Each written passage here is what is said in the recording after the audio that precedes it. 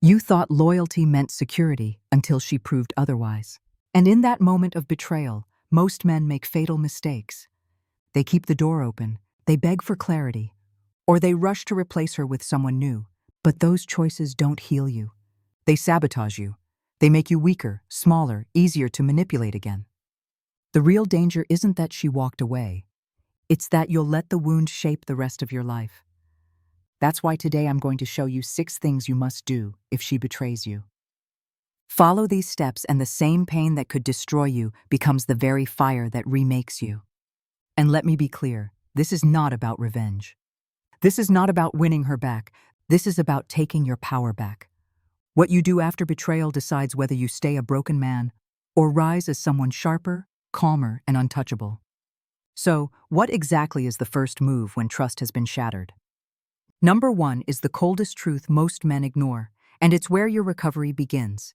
Number 1, withdraw all access, not just affection. Most men think that pulling back "I love you," cutting the sweet texts, and going quiet at night is enough. It isn't. She can still monitor your life through tiny openings. Your stories a late night. Are you okay? A photo she knows you'll see. That's not healing. That's an open window during a storm. When trust is broken, any access she keeps becomes a backstage pass to your recovery. She forfeited the right to witness your wounds the moment she chose a hidden involvement over your loyalty. Here's the cold truth. If she can still reach you, she can still regulate you. A single notification can reset your nervous system. Spike, hope, rage, collapse. That loop is why good men stall for months. You're not weak, you're just unguarded. So this step is not about punishing her, it's about protecting you. Take Mike, 54, who runs his own construction company. When his partner broke his trust, he stopped calling but kept her on Instagram. She saw his workouts at sunrise, his tired eyes after long bids, even the shaky smile at his daughter's recital. 2 weeks later, she messaged, "Proud of you." That single line yanked him back into confusion. Maybe she regrets it. No, she just had access. The day Mike cut every channel, his sleep normalized within 3 nights. Not because she changed, but because his nervous system finally did. I know if you have kids, a shared business, or financial ties, a full cut isn't realistic. In that case, keep every interaction strictly transactional, short, cold, and only about the necessary facts. No emotion, no nostalgia, nothing beyond what must be done. So how do you do it? First, cut the digital corridor. Remove, unfollow, restrict quietly. Turn off last seen. Archive shared albums. Revoke calendar invites. Silence group notifications. If she can see your rhythm, she can still influence it. Second, seal emotional doors. No check-ins. No, "I thought you should know." No using therapists or friends as messengers. If people ask, repeat one line. "I'm taking space to recover and won't discuss details." Say it the same way every time. Consistency is a shield. Third, control the physical perimeter. Change gyms and coffee shops for a while. If you share a neighborhood, switch routines. Don't perform your life where she can conveniently bump into you. Familiar terrain reopens old wounds. Finally, reclaim psychological bandwidth. Write a page titled, "What Still Hooks Me?" List the songs, the spots, the hours that trigger the spiral. Then plan replacements. New playlist, new routes, a new task at 10 p.m. when you used to text. Preparation beats willpower. Now understand this. When you finally close every door, the silence will hit. You'll feel the urge to peek, to check, to reply, just to be civil. That's the trap. The bigger man isn't the one who responds politely. The bigger man is the one who becomes unreachable. Climax. Choose principle over contact. Not next week. Today. Strip away every avenue that keeps her tied to your heartbeat. You are not punishing a past. You are protecting a future. The shaking you feel after doing it, that's not weakness. That's withdrawal from a habit. And it means the healing has started. But here's the danger most men never prepare for. Once the doors are locked, the pain gets louder. The silence exposes what's been buried. And that's when the real test begins. Because the next step isn't about walls, it's about fire. Step 2. Forces you to face the very emotions you've been running from. Number 2. Feel it fully, then channel it ruthlessly. Let me tell you the trap most men fall into after betrayal. The moment the secret comes out, you feel like your chest has been crushed. Your stomach in free fall, your mind spinning in circles, trying to make sense of it. And what does everyone around you say? Move on quickly, get back out there. Don't think about it. Just stay busy. That's the worst advice you'll ever hear. Because when you bury pain alive, it doesn't die. It rots slowly, silently, eating away at your peace until it surfaces in anger, insecurity, or a future relationship you'll end up ruining. Here's the harsh truth. Pain you don't face today becomes poison you'll drink tomorrow. I worked with a man named David, 47, a reliable accountant, married for nearly 20 years. When his wife broke his trust, his friends dragged him to bars, set him up on quick dates, told him to show her he's moved on. He followed their advice. On the surface, he looked fine. Inside, he was waking up at 3 a.m., staring at the ceiling, replaying the betrayal like a movie on loop. Months later, the distraction failed, and the pain came back harder. Only when David finally stopped running, when he sat alone, wrote every thought that terrified him, and let himself grieve, did his recovery actually begin. That's the key. You don't numb it. You don't bypass it. You sit with it. You let the silence scream. Let the betrayal sting. Let the memories punch their way through. You allow yourself to break, not so you stay broken, but so you can rebuild without carrying the infection forward. And yes, healing isn't a straight line. Some nights will feel like progress, others like you're back at zero. That doesn't mean you failed. It means you're human. The point is not perfection, but persistence.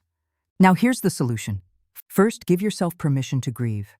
Don't call it weakness, call it honesty. If you need to cry, cry. If you need to journal, write until the page can't hold another word.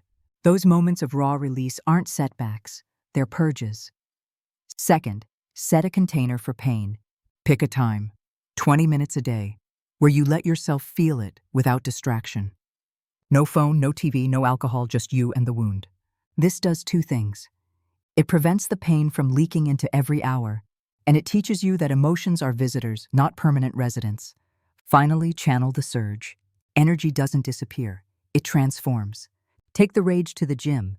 Take the heartbreak into a project you've been postponing. Take the silence and pour it into spiritual or creative growth. Don't pretend it doesn't hurt. Use the hurt as fuel. Men who master this step find something sacred. At first, nights feel unbearable. Then, strangely, mornings start earlier. Focus sharpens. Clarity sneaks in. You realize you don't need her apology to move forward. You need your own mission. This is where the shift happens. The same pain that could have ruined you becomes the fire that refines you. Climax. This is where you separate yourself from the average man. Average men medicate betrayal with quick distractions and repeat the same mistakes with a new partner. But you burn through it. You sit in the storm until the storm becomes energy in your hands. And that energy makes you unrecognizable to her, to others, and most importantly to yourself. But here's the next trap. Once you've survived the fire, many men rebuild only their self-esteem. They look better, feel better, but never change their standards. And when standards don't rise, history repeats. That's why the next step is critical. You faced the pain. Now you have to reset the foundation. Number 3, reclaim your standards, not just your self-esteem. Here's where most men get it wrong. After betrayal, they focus only on feeling good again. They hit the gym, buy new clothes, maybe even chase validation from other women just to remind themselves they're still desirable. And yes, confidence matters. But if you rebuild confidence without raising standards, you're signing up to repeat the same heartbreak with a different face. Because self-esteem is about how you feel. Standards are about what you allow. Let me paint you a picture. Robert, 52, owned a successful landscaping company. When his wife broke his trust, he rebuilt fast, lost weight, bought a new truck, started dating again.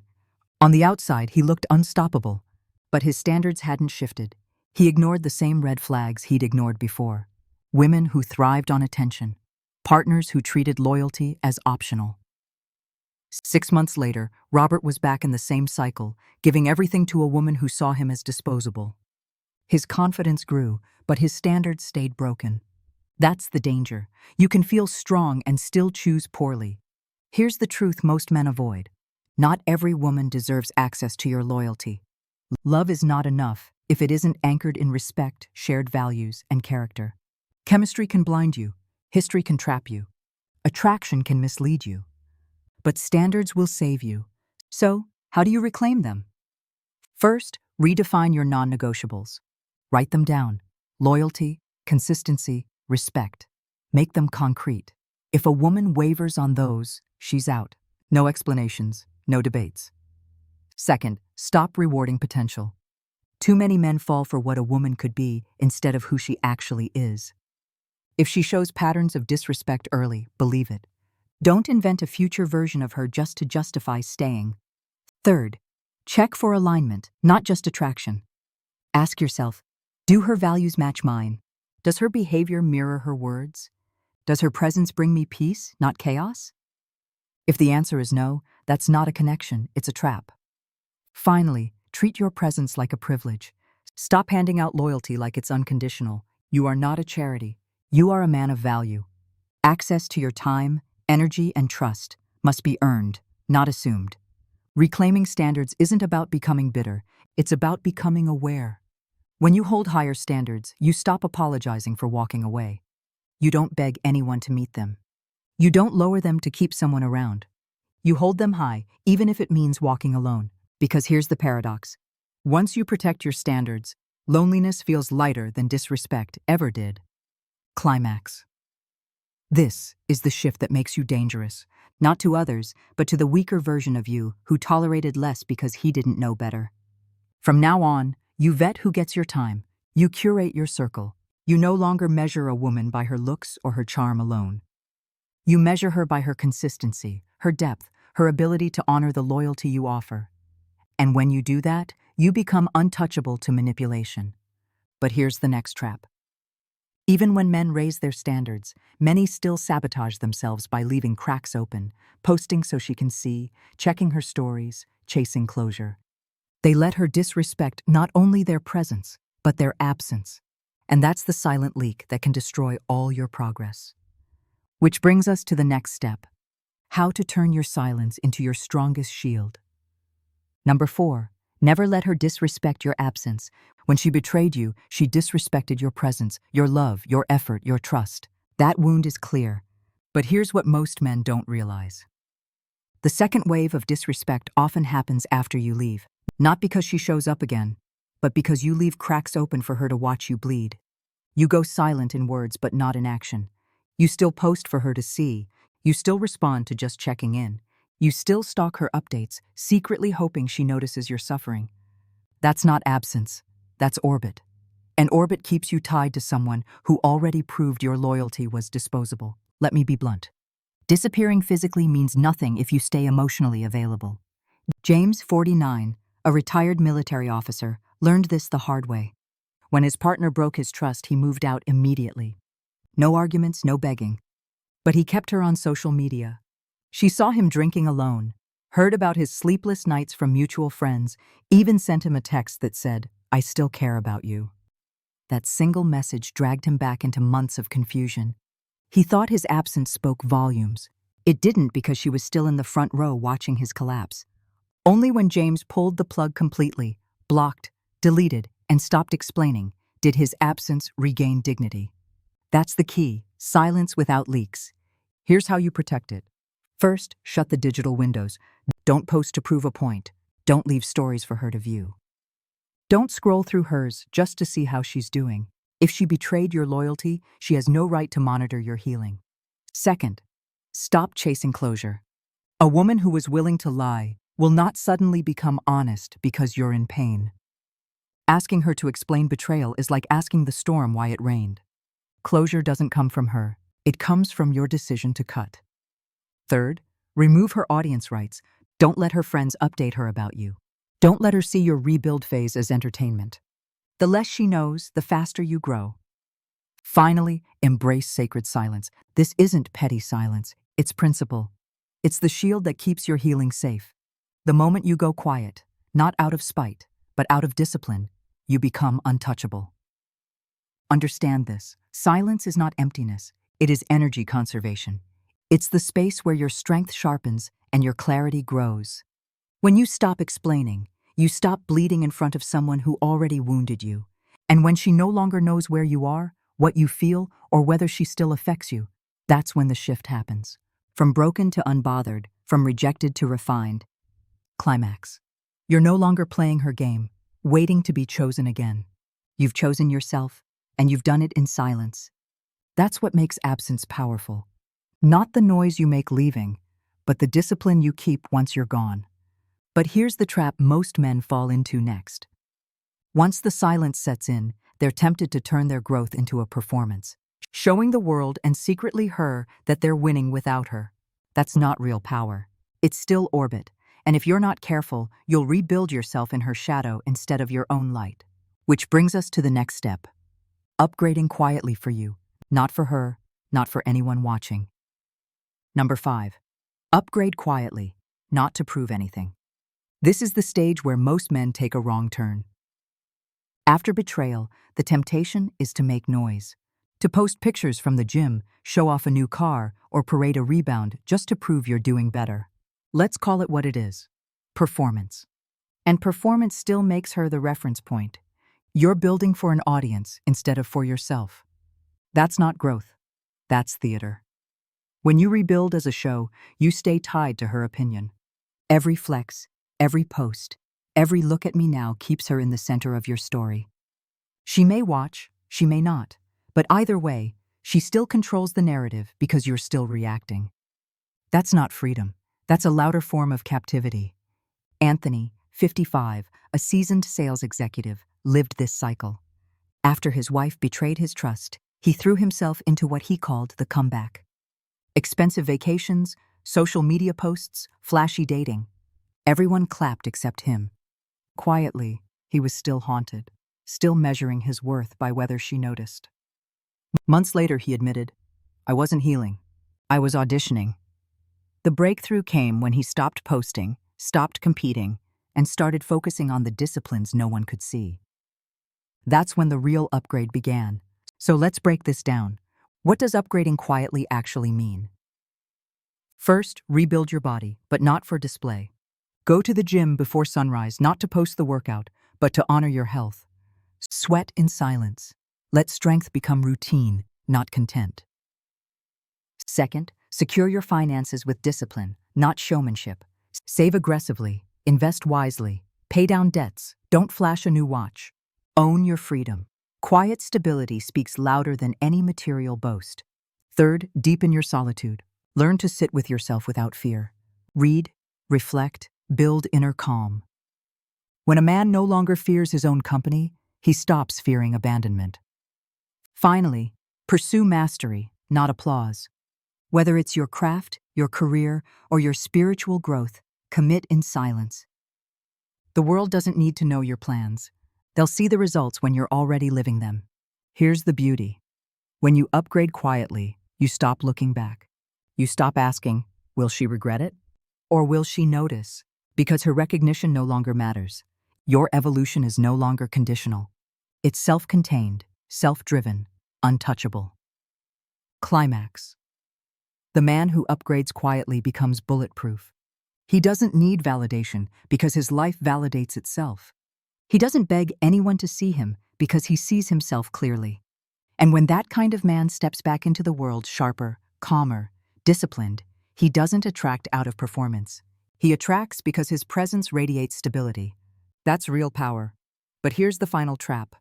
Many men confuse becoming stronger with being finished. They mistake the glow up for the destination. It's not. Quiet upgrades are just preparation. The real question is, will this betrayal be the chapter that breaks you or the chapter that remakes you? Which leads us to the last step. The moment where pain stops being your undoing and becomes your rebirth. Number 6, let this be your becoming, not your breaking. There's a moment every man faces when betrayal cracks his identity. You start questioning everything. Was I not enough? Did I waste all those years? Did she destroy the only thing that made me valuable? That voice inside whispers, you're broken. And if you believe that, you'll carry shame into every room you enter. But let's make something clear. What she did is not who you are. Her disloyalty isn't your definition. Betrayal is not a reflection of your failure. It's a revelation of her character, and the way you respond to it will decide whether you collapse or evolve. Michael, 58, a respected high school teacher, told me once how his world imploded when his wife of 30 years walked away into a hidden involvement. For months, he believed he was worthless. He kept replaying her choice as if it were evidence against his value. Then one night, sitting in the ruins of what he thought his life would be, he asked himself one brutal question. What if this isn't punishment? What if it's permission to finally become who I was supposed to be? That shift saved him? Today, he's not just surviving. He's leading workshops, mentoring young men, and walking lighter than ever. His story isn't about revenge. It's about rebirth. So how do you turn broken trust into becoming? First, confront the mirror, not just the wound.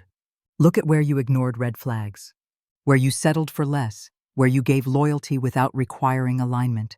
This is not about blaming yourself. It's about auditing yourself so history doesn't repeat. Second, separate trauma from truth. That voice telling you you're not enough, that's not reality. That's a wound echoing. Replace it with clarity. Her choice reveals her, not you. Third, reframe loss as foundation. You're not starting from zero. You're starting from wisdom. Every scar is a line of instruction.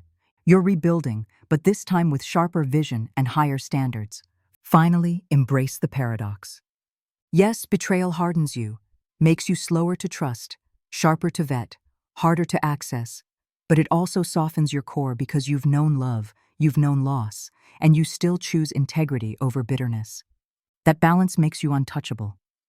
The truth is this: you don't come back from betrayal the same, and you're not supposed to. If you let it, this pain can strip away every illusion you once carried. It can sober you, sharpen you, and free you from the need to be chosen. You finally stop chasing validation, and you start living with vision. Climax: you are not broken. You are being rebuilt. And not for her, not to prove anything, not to show the world you survived, but for the man you were always meant to become. The man who walks with dignity, who holds standards like armor, who no longer breaks when someone else walks away. That is the becoming. And once you see betrayal this way, revenge feels irrelevant. Closure feels unnecessary, and desperation disappears. You realize you don't need to be restored to what you were. You're unfolding into something stronger. Now we arrive at the final truth. This journey isn't about punishing her or impressing anyone else. It's about rebirth. Here's where it all comes together. You've walked through the fire of betrayal, and every step has revealed who you are when everything is stripped away. First, you withdrew all access. You stopped letting her cross back into your world. Then, you faced the storm inside, feeling it fully so you could finally burn clean. You reclaimed your standards, not just your self-esteem, and stopped treating loyalty like a gift you hand out without measure. You learned to protect your absence with discipline, turning silence into your strongest shield. You upgraded quietly, not for her, not for applause, but for the man in the mirror. And finally, you chose to see this betrayal not as your breaking, but as your becoming. This entire journey is about one thing: control. Not control over her, not control over the past, but control over yourself, your energy, your boundaries, your future. Because the real victory isn't when she regrets losing you. It's when you no longer need her regret to validate who you are. Let me say it plainly: you don't need revenge. You don't need to beg for answers. You don't even need to prove you've moved on. What you need is rebirth. A fresh chapter where you no longer accept half love, half respect, half truths. Where your presence is a privilege, your standards are untouchable, and your peace is non-negotiable. So if you've been betrayed, let this moment sharpen you, not shrink you. Walk away with silence, not rage. Upgrade with discipline, not performance. Live with vision, not desperation. And watch how the version of you that emerges no longer bends under the weight of someone else's choices. This is not the end, it's the beginning. If this message spoke to you, subscribe to the channel, hit like, and share your own story in the comments below. I read every single one, and this community exists to remind you, you are not alone in this journey. Betrayal is not the end of your story.